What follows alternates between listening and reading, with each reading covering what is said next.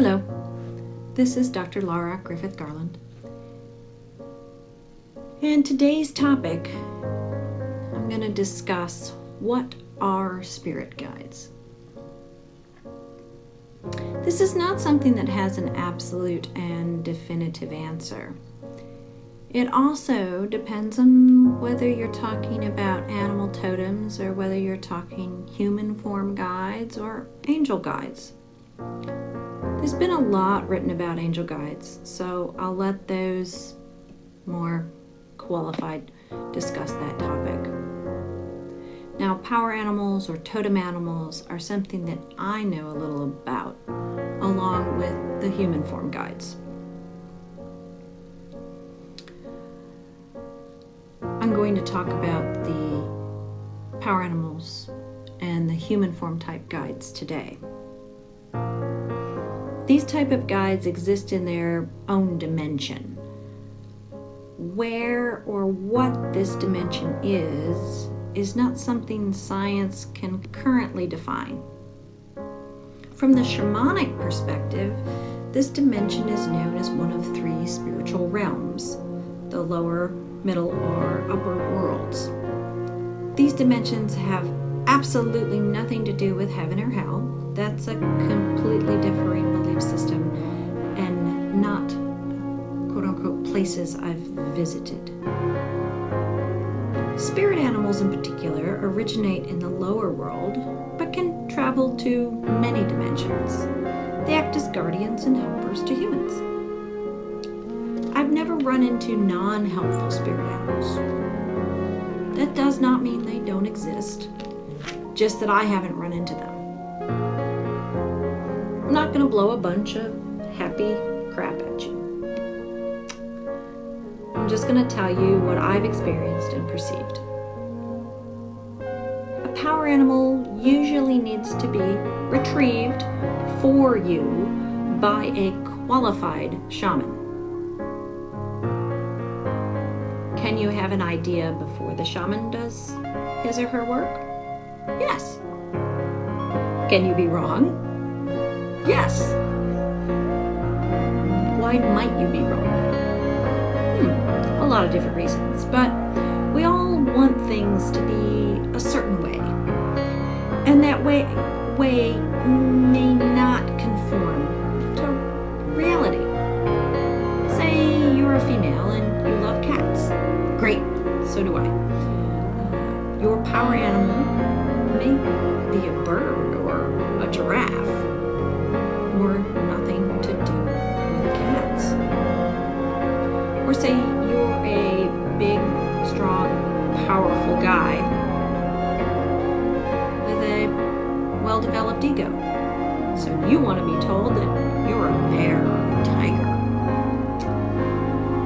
Great.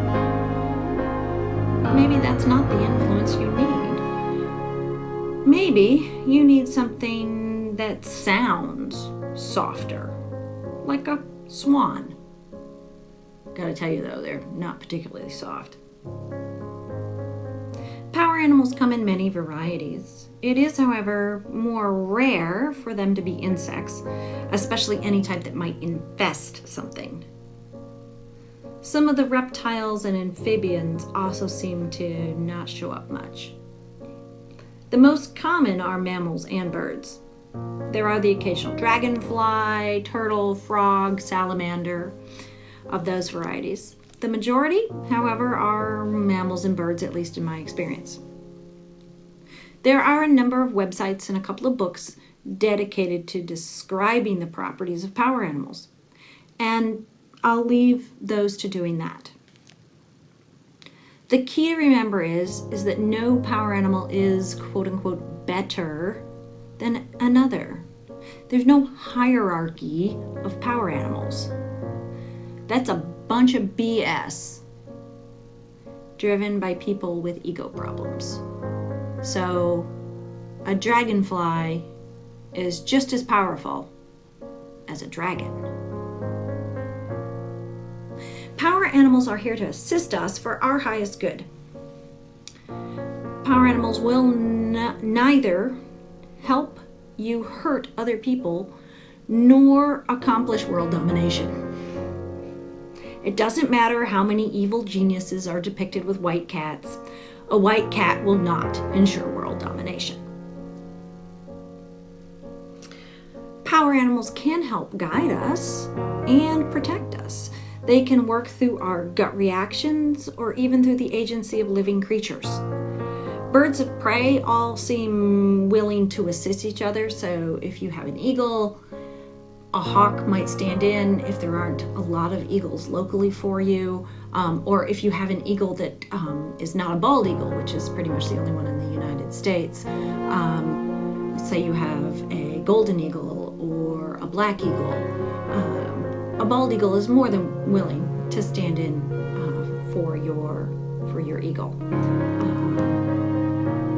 Or maybe you have a peregrine falcon, but your part of the country doesn't have peregrine falcons.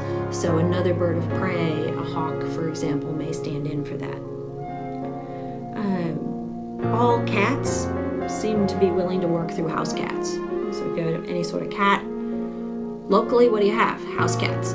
Very rarely do we see tigers, lynxes, leopards, panthers, mountain lions wandering down our streets, hopefully.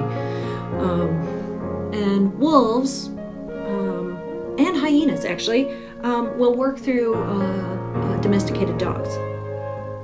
More exotic animals that don't necessarily have a local and or domestic equivalent will find ways to get through to you. Again, there's the gut reaction, but also it might be a billboard or an email or an Instagram feed. They can get creative when necessary. The key is recognizing when our power animal is trying to contact us and help us. It is important to be open and ready for any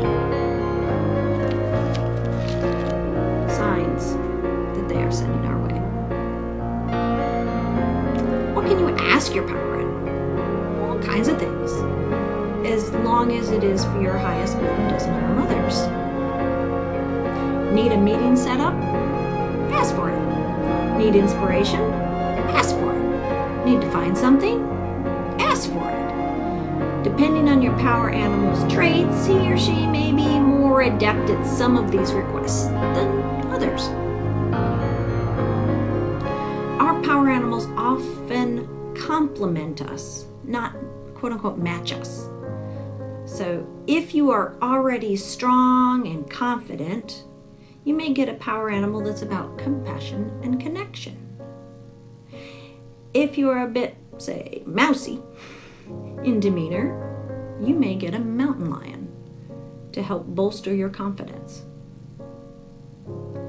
Power animals can change over our lifetimes. The energies and help you need when you're 22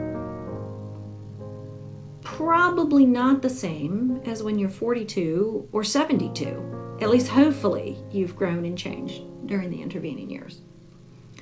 It is also possible to have more than one power animal at a time. Most people don't actually need that, but it is possible. I have a menagerie, but then again, I do a lot of work as a shaman, and I do a bunch of different things under that heading. So I have different power animals that help me with the different tasks. But even if you're not working as a shaman, you may have more than one power animal. If your life is extremely complex and you do tasks that are vastly different, you may have a power animal that assists with aspect A of your life and one that assists with aspect B of your life. It is important to communicate with your power animals, or else they will get bored and go find someone who cares about them to work with. Also, if you ask for their help, you have to be willing to listen, pay attention, and be guided by that help. Your power animal has your best interest at heart, always. Now, what about human form spirit guides? Who or what are these? Again, there are many differing opinions. When I asked mine, she showed me that she had been a human, but had learned enough that she'd been given the option to no longer incarnate and instead act as a guide. I can't say that all human form spirit guides are the same, but that's what mine showed me. If you can do shamanic journeying, you may actually be able to talk with your guide. But the aural, auditory sense is not my strongest sense. So my guides, both animal and human form, tend to play to my strongest suit, which is visual. So I rarely hear things back when I ask them questions. Instead, they show me images, kind of like little video vignettes. Or I just suddenly know things, which still to me come a lot as images. The human form guides operate much like our power animals. If anything, though, they can be even more enigmatic. The whole answer a question with a question sphinx sort of thing. And more than power animals, they can have an agenda. Now that agenda usually involves pushing us to evolve as quickly as possible and live up to our contracts for this life. This is not necessarily a bad thing, but rarely are they happy with us at status quo. This has upsides and downsides depending on one's disposition. Upside, we're pushed to do our best and become better. Downside, we're pushed to do our best and become better. So, our human form guides are there to help, but they are also teachers. They do have a more complete perspective on our lives than we do. They do know what contracts we made before incarnating. They do know what lessons we signed on for. And they do know what our true potential is and want us to reach it. In their place as guides, they can do any number of things, including healings, initiations, downloads of information that we knew in a past life, and tough love. That last can be difficult. If we signed on for a certain lesson, our guides will arrange for us to learn it. Lessons mean life isn't all bunnies and flowers and rainbows and unicorns. And my guide, at least, is not all into the comforting bit saying, there, it'll be all wonderful and you're perfect just the way you are. No, she's not like that at all. It seems guides are here to make us better people, which does not necessarily mean we'll have a better life immediately. We are allowed breaks between lessons. You don't have to go from one to the next necessarily, although there is that push. And the more you interact with your guide, the more you will feel that unsettledness, that push to do more, to become more, to be better. Our guides help us.